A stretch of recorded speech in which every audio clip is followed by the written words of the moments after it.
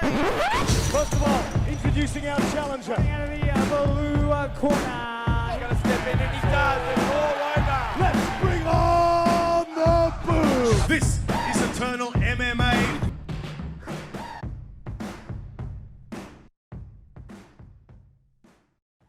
All right, everybody, welcome back and thank you for joining us here once again on another edition of Eternal Insiders. We have a very special edition here for you today. I believe today is the first time we've ever had two guests on the show at the very same time. A couple of boys out of Central Victoria, Ballarat to be specific, fighting out of the famed gym of Infinite MMA in Ballarat, Victoria. Hot off the heels of Eternal 84, of course, a big announcement coming from the way of one Harry the Human highlight reel Webb, and Luke the Diamond Daly getting a big-time win at Eternal 84 himself. And both boys are here to talk about everything that was up in Sydney for Eternal 84. So welcome to the show, the two boys themselves. Thanks for joining me today, guys. Harry, we've spoken once before. Luke, this is your first time on the show. How are things with you today, guys? You go, Luke. I'll ask you, Luke, first. How are you doing, man? The show's all yours, man. How are you doing, brother? Yeah, I'm good, man. Yeah, still buzzing, obviously, after the win. Just enjoying some time with the fam and resting up and getting ready for the next one. No, it certainly was an impressive win, man, and we'll certainly talk about that. Harry, of course, you had the big-time announcement signing the exclusive contract with Eternal MMA, and we'll certainly get into all that good stuff. Did just want to say at the top of the show, boys, and I'm sure everyone is obviously aware in the community, mention the two boys fighting out of Infinite MMA in Ballarat, Victoria. Very well publicised, obviously, the unfortunate event that happened with the arson attack on Infinite MMA. For you guys, I don't want to ask you too much about the actual event itself or anything like that. I'm sure you guys are rallying around each other. We've seen the outpouring from the community and everything, and it's been fantastic, I guess, to see everyone reaching out to you guys and getting around each other. First of all, how is everyone from the gym doing, and what's the sort of the response been like in terms of everyone offering their support in the community?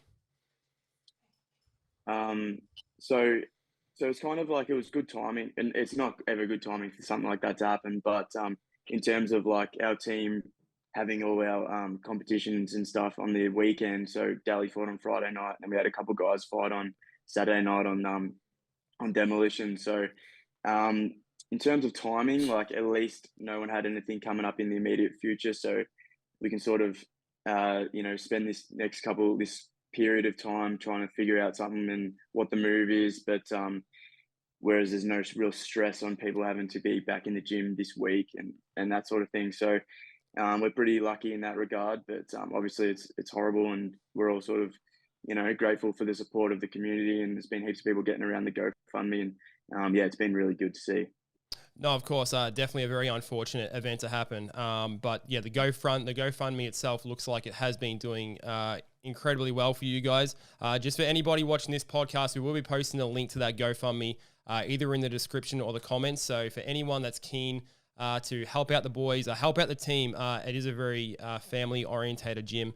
A lot of good people in the gym. It's been fantastic to see the support the guys have received so far. So please keep an eye out in the comments or the description if you would like to contribute to that. But look, that's a small sour note on something that I think that you guys are going to grow from, of course, and we certainly don't want it to take away from the big event that happened at Eternal 84. A couple of big events that happened at Eternal 84, big things for Infinite MMA.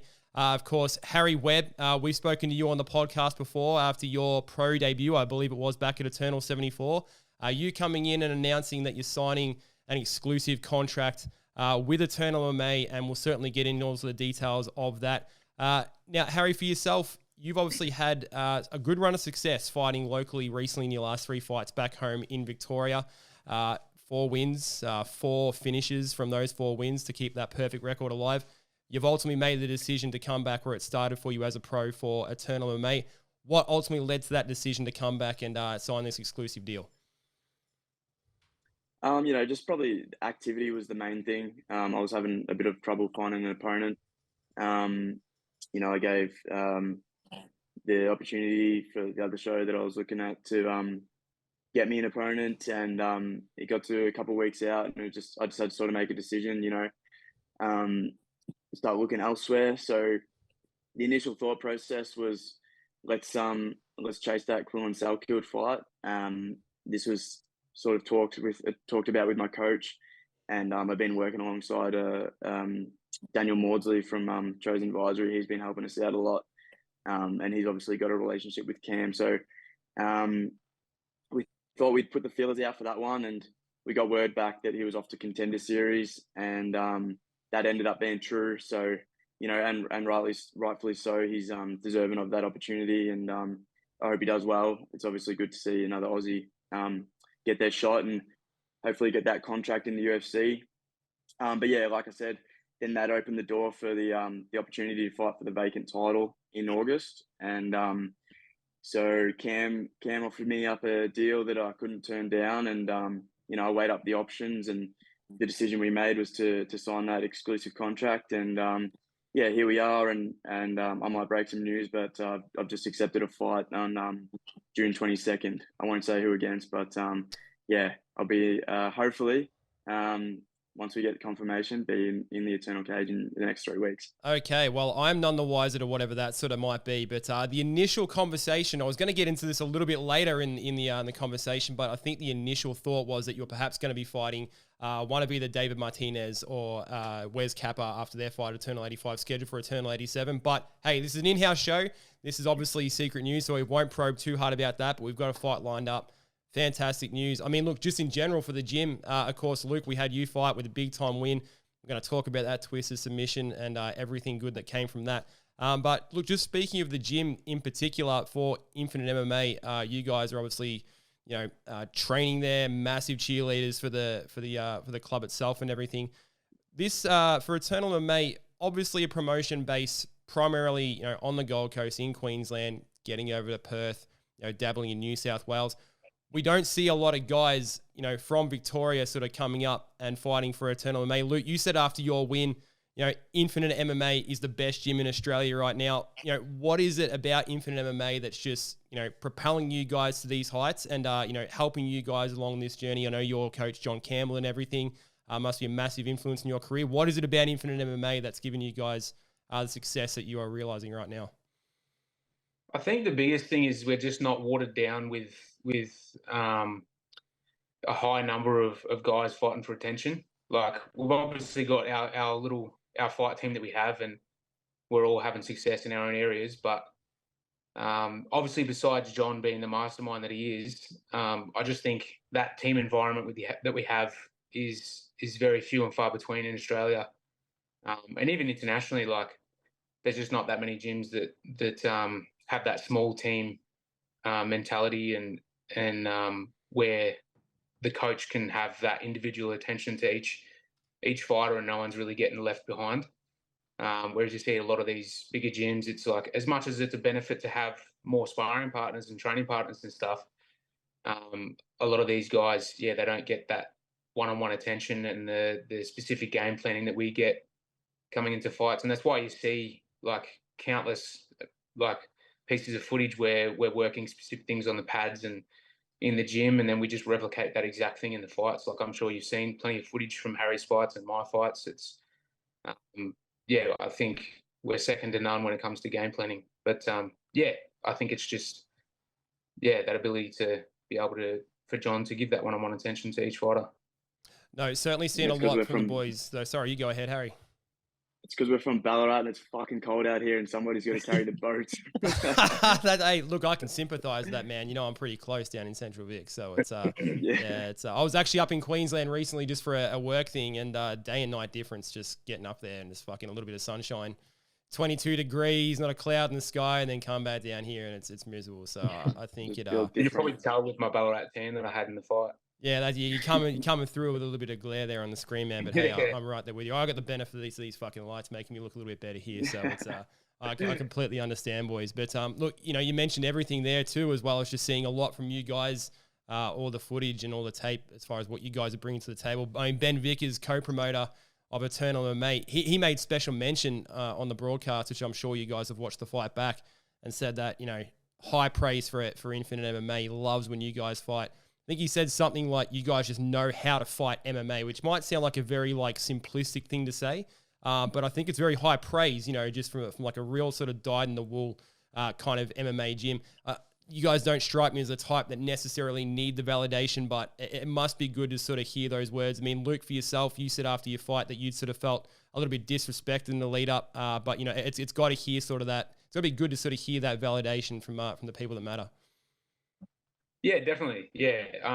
Yeah, it's good hearing that because I kind of agree with him because you see a lot of guys, especially in the Australian scene, that have like specialties in certain areas, but I think there's not many guys that can put it together as well as we do. And we've shown it. Like obviously you can see Harry, he's getting knockouts in his fights, but it's like any time that someone's grappling with him, it's not like he's putting it on him there as well. And then I'm kind of the other end of the spectrum where a lot of people think that I'm just a grappler, but I'm out striking these guys. Like even Jordan, he had a lot of experience and stuff in kickboxing and boxing. It's like I was out striking him on the feet, and he was the one initiating the grappling. So yeah, I definitely agree with him there. Yeah. Well, let's talk about that. I mean, let's get into your fight. I mean, started with a bang. I mean, your opponent, Jordan Thomas, pretty much came right out and started throwing leather, having you up against the cage. Obviously, we know the way it ended. Twister submission, which is up and on live on UFC Fight Pass. If anyone wants to go and check that out. First of all, I didn't know that was happening when it was sort of happening. I mean, I'm sitting there paying attention to the couch. I think I turned away for a second. I don't even think the commentators were very much like picking up exactly what was happening right at the time. And then all of a sudden it's like, it's over. And I look back and I'm like, what the fuck just happened there? I had to sort of skip back and then I'm like, holy shit, he's locked up a twister. Can you talk us through that? I want to talk about the fight itself, but talk us through that finish. How cognizant were you that finish was available? Was it just sort of muscle memory, or was it something that just kind of came to you and thought, shit, I've got something here as far as the twister submission goes? How long have you had that in your bag? Tell us about it. I've definitely been hitting it a lot in the gym. On Harry? I got to thank Dino. No. Does it to me all the time, bro. I got to thank Dino for that one. He'll know what I mean. Let me get in the reps. But no, I was hitting it a fair bit in the gym. And it's just been something that I've been playing around with from the back, because back control's definitely been one of my better positions in my grappling and a big tool with my grappling. So even in the fight, like I guess it was kind of muscle memory, because even while I was doing it in my brain, I'm just like, there's no way I'm getting this. Like I was adamant that he was probably going to spin out of it or something. But once I got the arm behind my head, that's when I was like, I've got this. And there's even some cool footage that Harry's taken from the corner where he, as I pull the arm behind my head, John goes, "Oh, Geordie, you're in trouble here." And then that's when I locked it up and got the finish. But yeah, I guess, it was just kind of, it was a mix between the two, like muscle memory, but also, I've been landing it a lot. So I kind of knew that was definitely an option, because the way that he was turning out of the back control and like trying to scrape out, it was kind of the only option besides like releasing the back and taking the top position. I mean, I was going to ask you because I didn't see you come out, I don't think, on the actual telecast itself, Harry. But you're obviously in the corner, as we've just sort of heard. So you saw this playing out live in real time. Could you see it sort of getting like kind of close, and you thought, oh, we might sort of have a twister here? Or you were pretty clued in on what was going on? Yeah. I pulled out the camera because I saw him like setting it up, and I wasn't actually. So you pulled out at that time. You're like, oh, this is happening right now. Like you right knew before. right Yeah, that. I've got like the perfect angle of him getting the twister and Geordie tapping there. So, and you even hear a couple of guys behind us say like, "Oh, he's going for the twister." But yeah, I wasn't even surprised when he hit it. Like I know he hits it all the time in the gym, and it's even though it's crazy, like you don't see it very often in MMA, but it's one of his most high percentage submissions, I feel like. I mean, I don't think, I don't recall if we have a twister submission in Eternal MMA history. And I don't know what sort of happened around, the regional scene at large. But I think 3 ever in the UFC. I mean, you made it onto UFC Fight Pass highlights there, Luke, with that twister submission. I don't know if you saw originally. I mean, you said you felt disrespected. I don't know if the disrespect carried over to the fact that they called it for Jordan Thomas landing the twister submission. I don't know if you saw that on Instagram initially. Did you see this? Did you see your highlight on Fight Pass? Someone told me about that. Yeah. No, I got told about it, but I didn't see.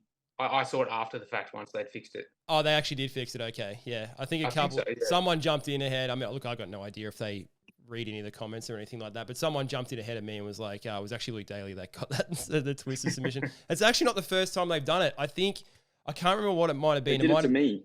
Was it you? They tagged the wrong guy. Oh, they tagged the wrong account. I remember that happening. Just yes. Harry Webb, yeah. That's right. Yeah. that is exactly what it was. That time we talked to you. I can't remember if we brought that up on the podcast when I had you on, but they tagged the wrong Harry Webb. All of a sudden, some of the Harry Webb's just getting blown up. Like, what the hell's going on here? He got his 5 minutes of fame. He stole my clout, bro. He did steal your clout, man, for sure. I mean, just on that too, man. With the fight itself, up until you got the finish with that twister submission. I mean, talk us through that initial kind of opening sort of few seconds. I think you said in the post-fight you're expecting him to come out, pretty hard and fast and everything, and it did sort of start that way. Were you expecting it to jump off that quickly as far as him coming out and pressing you against the cage? You obviously done a little bit of your research on the guy, but what was your sort of what was your headspace in those sort of opening exchanges? Well, I definitely knew that he was going to come out aggressive. It still did catch me by surprise, because he basically he was a fucking bat out of hell, just ran forward at me. He started swinging bombs.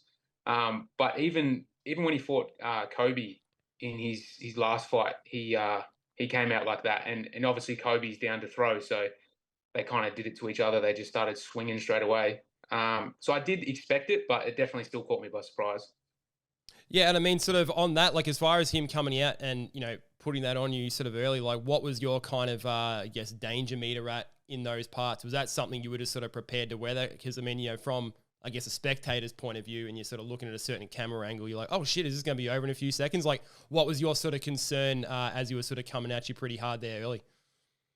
No, I wasn't too concerned. There was maybe one shot that kind of landed, but I was wearing a lot of it on my forearms.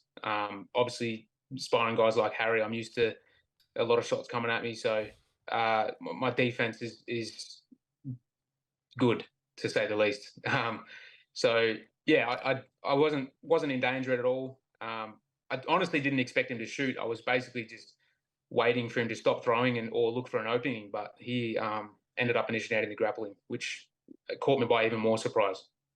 I mean, just as far as that, and I want to talk still a little bit more about the fight itself, but I mean, you referenced talking, striking and, sparring, with Harry and all that sort of thing. I mean, you guys are training together daily, weekly and that sort of thing. Like, what's that like for sort of you two guys, still, I mean, not even really anywhere close to kind of the prime of your career. I assume it's just a couple of young bucks just iron sharpening iron and that sort of thing. Like, are you guys working close together pretty much all the time in the gym? Do you spend a bit of time separate? Like, or what's the sort of the dynamic as far as you guys training together? Yeah, we're pretty much exclusive to each other. Like, because you did say it was that sort of smaller gym. Obviously, you get that sort of that time together. Yeah. Yeah. Perfect. Yeah, pretty much like when we started back, when we just started as amateurs, we sort of started partnering up together because we were similar size and both like being really consistent in the gym. So that's when it really started. I feel like back, and we've just, like you said, iron sharp as iron, and we've just been grinding together ever since. So, and it's like we're just leveling up together, and it's awesome. It's super beneficial to have someone obviously as your weight and like such similar skill levels, so we can just keep developing together. I mean, speaking of weight, I mean, this was your first time, I think, fighting professionally, at least at lightweight, Luke. I know you had the catch weight bout at 73 kilos against Kobe Porter, I think it was your previous fight. Is this your home to stay? You're staying at lightweight. Obviously, Harry's a lightweight. Is this where we're staying going forward? Yeah, I've actually had one other one at lightweight as well. So my debut was at featherweight. And then I fought on Salt Fight Series for my second fight against Darcy Balhas. I won that. And then, fuck Tapology then for getting that wrong, because I swear to God they said that was featherweight. So I'm just taking their info there. But I think they did actually, yeah. Okay, so I'm not getting this wrong. They're getting it wrong. Okay, cool. All right. No, I think they did get that wrong. But then, then I fought Kobe at a catch weight, and that was just because he came off the Jordan fight. I think it was only a few weeks after, and he accepted. So I think his team didn't want him to do the cut or something, so we agreed on a catch weight of 73. Yep, so this is your home here to stay. I mean, just after the fight, I mean, you had a lot of things to say, man. I did touch on earlier that you did say you felt a bit of disrespect coming into the fight. Where does that come from? Where were you feeling the disrespect from? Was that for yourself personally as a fighter? Was it for the gym? Was it from all angles? What was it that made you sort of feel that way in terms of the disrespect? Yeah, I don't think it was towards our gym per se. I think it was just, whether it was in my head or not, I definitely felt like whether it was like direct disrespect towards me or not, I don't think it was that. I think it was more the lack of respect. Like it was the lack of people putting respect on my name and not really many people talking about me as a proper contender in the lightweight division. And like even in the lead up to the fight, like when I'd see guys talking about the event as a whole, they'd be talking about the fights after mine and not really mentioning my name at all or quickly brushing over the top of it. So I just felt, obviously in the heat of the moment, you kind of, you blow it up a bit, but I definitely felt a little disrespected and felt like not many people, either they didn't know my name or like, yeah, just weren't really willing to put respect on my name. So I definitely came out there with something to prove. Do you think that's anything to do with the fact, like, I don't know if there's any sort of equation here or being able to equate the fact that you guys are fighting out of Victoria, kind of up in those sort of more northern states and that sort of thing. Do you think that's sort of got anything to do with it, or do you just feel it's more of a generic type thing? Probably, yeah. Like I said, I definitely would have built it up in my head and probably used it as fuel for the fight. But yeah, I definitely think us being a little bit more rural had something to do with it. Yeah, like I just personally felt like there was not enough respect being put on my name, and yeah, it fueled me obviously, and I came in there with something to prove, and I feel like I somewhat did that. No, I think you very much did that, man. I mean, you can't have really done it in any more of a spectacular fashion than you did. Like we said, getting the win via that twisted submission. And I mean, it wasn't just like it was a boring fight of any stretch up until that point. I mean, it was absolute fireworks. So, you know, you said you didn't want to be known as just sort of a grappler. I mean, I think you proved that the striking's definitely there, but then you can pull off a bullshit move like a twisted submission in the fight where no one even knows it's sort of happening. I mean, the other thing you said after the fight too, that, you know, there was two things you were good at: proving people wrong and bashing people. I mean, Harry, you see Luke in the gym every day. This is something I'm sure you can attest to, that these are the two things he's good at. And I've seen him bash that many people in the gym. I'll be watching him spar, and I'm like, as if I sparred this guy, seriously. Like he's just bashing everybody, and he's also undefeated on the streets too. He's undefeated on the streets. I like it. Streets of Ballarat, mate. They're tough streets, the streets of Ballarat. Central Victoria at large, yeah? Yeah, mate. 3350. That's the one, man. That's the one. I mean, I think I've actually spoken to you about this. Just it's a little bit of a segue here. Harry, did you grow up playing footy before you were doing MMA? Was that what you were doing? Yeah. What about you, Luke? Were you doing something else before MMA? Yeah, I played footy as a teenager, and then we just have to get this right. By the way, this is Victoria, so when we say footy, this is AFL rules football. So I think because I talked to a lot of the guys in New South Wales and Queensland, it's the rugby side of things, but footy, so AFL. The Palmy and Palmer debate. That's the one, mate. That's the one. But yeah, I played footy for a few years when I was a teenager, and then once I kind of got done with the footy, I was like, ever since I was a little kid, I kind of wanted to join the army. So that was kind of the path that I was leading down, and then started at Infinite just as a bit of fitness. Kind of stumbled across it by accident, but yeah, just started up as a bit of fitness, and then that's how I got into it. Yeah. So, I mean, how long have you guys actually, I'll ask you, Harry, how long have you guys actually been there for collectively? I know you're a little bit younger, Harry. What's the time duration in terms of you boys being there with Infinite MMA? So I started when I was 16, and I'm 24 now. So, but like I said at the start, when I started, I was not really taking it seriously, and I don't even know if I knew Luke yet, but there was probably a couple of years there where I was sort of in and out and not really training consistently, still playing footy. And then it wasn't until I was 18 that I really started training consistently, and that's probably when I started training with Luke. So, you know, we've been training together for 6 years. Sure. Okay. Yeah. So 6 years collectively, you guys have been training together. I mean, as far as training together, at least for Eternal MMA, we haven't seen you guys fight in the same card. We've seen you appear at the same card, obviously, because we had your contract announcement, Harry. We saw Luke with the big time win at Eternal 84. You guys are obviously very competitive. It's very much an us versus them kind of mentality. How cool would it be to see you guys both in an Eternal MMA card? We know you've got the exclusively signed contract. We know that you called out a couple of guys, Aiden Aguilera and John Bruin. The chances of that happening, we'll see. But, I mean, that would be a cool thing to see you guys fighting on an Eternal MMA card together at some point. Is that something you'd like to do? Definitely. Yeah, 100%. Yeah, as amateurs, we had a few fights on the same card, and it was always good to be in camp together and, you know, push hard together, and then peaking at the same time, and just then celebrating together afterwards. So it's always good, and that's definitely the goal going forward. Hopefully, getting the card together soon. I mean, speaking of, did we lose a little bit of light there? Look. No, yeah, I just lost me light. I thought like you cut out there for a second, but it's just the lights going. Okay, we're good to go. I mean, speaking of the celebrating, obviously lots to celebrate from that card. Again, the contract announcement, the big time win. Did you guys get a chance to let your hair down a little bit after that? After the Eternal 84 card up there in Sydney, did we get to celebrate, get a little bit loose, or was it just pretty much just keep it low key and we get back on the grind? Yeah, well, it was kind of hard to celebrate with finding out the news of the gym basically the same night. Of course. And then the next night we had a couple of guys fighting on demolition, so we flew back on the Saturday and went and helped corner those guys on the Saturday night. We had a little bit of a celebration obviously that night as much as we could. We didn't want obviously what happened to the gym to get to us too much. We still wanted to have a bit of a celebration, but yeah, kind of cast a little bit of a shadow over it. Yeah. No, of course. Both our idea of celebrating is more just having a big feed, and that's what we did. We ordered some pizzas back to the room, got a tub of Ben and Jerry's each, and just sat there and watched Luke's fight like 3 times and just smashed it. So it was good. Oh, so you did watch the fight on repeat quite a few times, yeah? Yeah. I got to imagine there's some people, I mean, you talk to like a lot of different people and some people go, no, I haven't watched the fight back. I don't know if I will. And it's like, how would you not? Like, you have a performance like that. I mean, you got to go back and watch the fight a couple of times. So it's a little things, right, guys? Just a couple of pizzas and that sort of thing to be able to enjoy it. So, and no doubt there's going to be a lot more to sort of celebrate in the future for sure. And I don't know, we just touched on your call outs there, Luke. I don't know if there has been any particular chat or anything being offered, but do you think there is a possibility of the guys that you did call out of that becoming a reality to match up with either one of those guys in the future?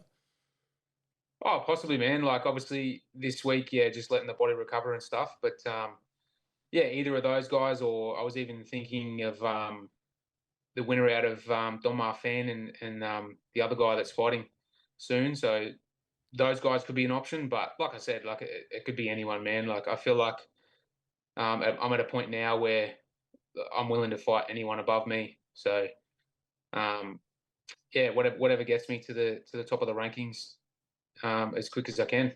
I mean, for both of you guys, you know, we talked about obviously both competing in the lightweight division. Luke, yourself after the fight, I mean, I believe you made reference to you're either with us or you're against us. And if you're against us, fuck you. So, I mean, you've definitely got that mentality of it's Infinite MMA versus the world. I got to imagine sort of the mentality for you guys is a couple of lightweights. We're going to tear through the lightweights, you know, here in Australia, get to the top together. And basically, whoever's along for the ride is along for the ride. Otherwise, we're going to be going right through you. Harry, I imagine that's got to be a mutual feeling for both of you guys. Yeah, 100%. Hopefully, yeah, I'll get this fight done in June, have another win, and go get that title in August, and hopefully Luke gets on that card as well. Both get a couple more wins under our belt, and yeah, hopefully not be too far away from that big show. And I mean, I'll ask you this, Luca. Have you guys like sort of spoken about, I mean, I'm sure you have, right? You obviously share common goals, fighting out of the same gym. I mean, fighting the same lightweight division, you know, looking at sort of the same things locally and everything. But, I mean, what would you like to ultimately see, you know, for the pair of you guys? Obviously, you know, a couple of early good records, you know, a couple of great performances and everything. Like, a couple of more like that for both of you guys, like, really putting the world on notice. How much of you guys talked about what you want to share in terms of the dream together? I've got to imagine the big time is obviously where you want to be. Is that sort of the ultimate goal to see you guys, you know, get to that sort of high level together and take on the rest of the world, not just here in Australia? Yeah, definitely, man. Yeah. Like, I think Harry can agree, like, each other's success is the other person's success. Like, I see Harry winning and in my opinion, like, that I'm winning as well. It's like, that's what I mean about that small group mentality in the gym. It's like, we're all looking to build each other up and obviously have our own success, but we're trying to, build each other up. And yeah, for me and Harry, if we can both get to that highest level, whether it's UFC or wherever, I'd love to see both of us have big success and get there. No, I'd love to see it happen for you boys. Obviously, we need to see some more Victorian boys in the UFC for sure. So obviously we've got a lot more work to do here in Victoria and cannot wait to see what comes for you guys next. Obviously, we're sitting on a little bit of news for Harry to find out what comes for him next. But damn, we'd love to see a couple of Infinite MMA boys on the same Eternal MMA card together in the near future. So for everybody, keep your eyes peeled on that. Boys, thank you for joining me in the show here for the first time for you, Luke. Harry for the second time. Pleasure to have you on. Fantastic hearing all the insight. All the best with everything in terms of your future. And we'll do this all again. Hopefully talking to Harry soon about whatever fight is next for him, and Luke, whatever comes for you next, boys. Thank you very much. Thanks for having us, brother. Awesome. Thanks, bro.